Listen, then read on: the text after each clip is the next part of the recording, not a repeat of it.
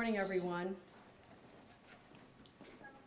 Thank you all for being here this morning on this cold morning.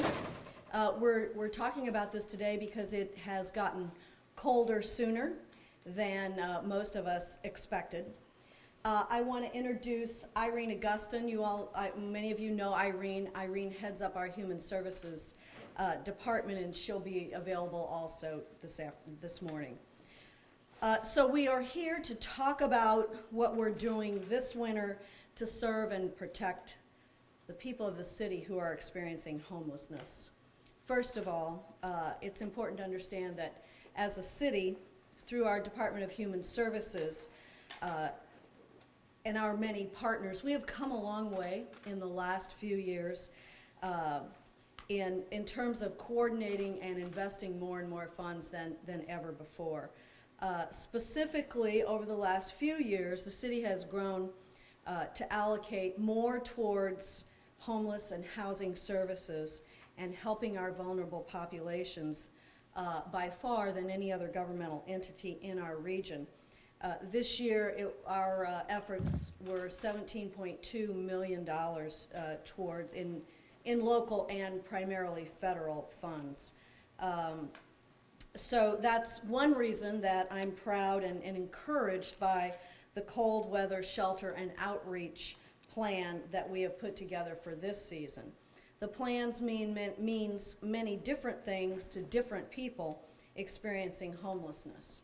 I will stop and say here that while we are addressing this today, because it's cold out and it's getting colder, this is an issue that we work on 365 days a year. I recognize that most of the interest in the subject comes when it gets cold, but it's important to recognize that this is a year-round effort.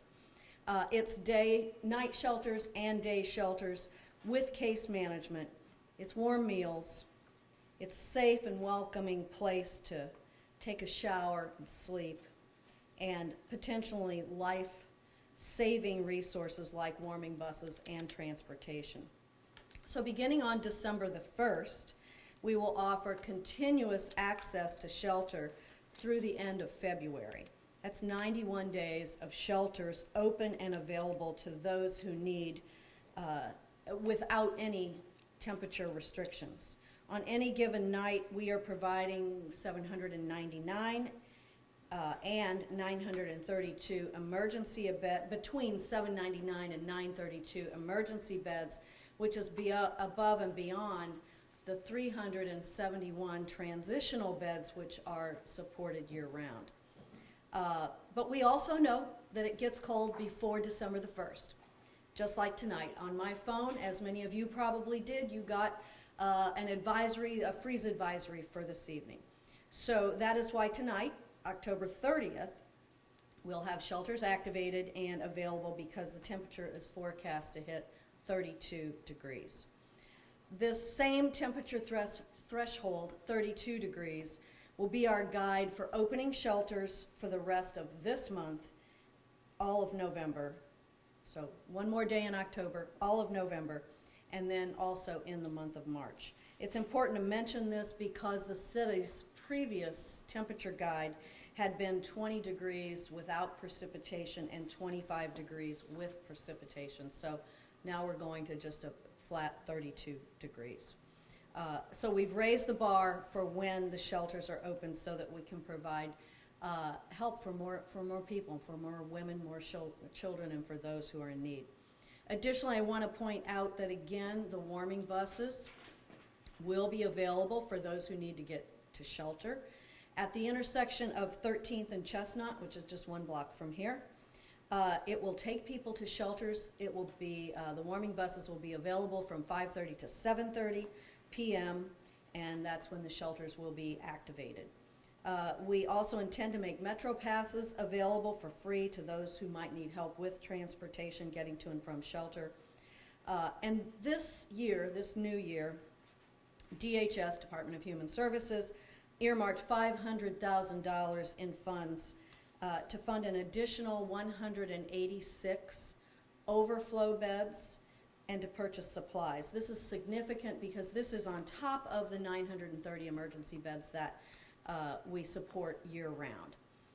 We continue to support more than 1,400 individuals and their families who were once chronically homeless but now remain housed today. So those are fewer individuals that are in need of our services and from the street.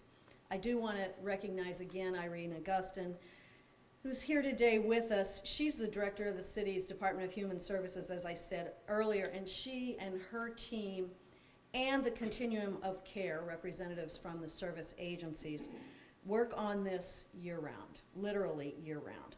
So along with our many community-based partners, nonprofits, and volunteers, including St. Louis Winter Outreach and Biddle House, we work on this year-round.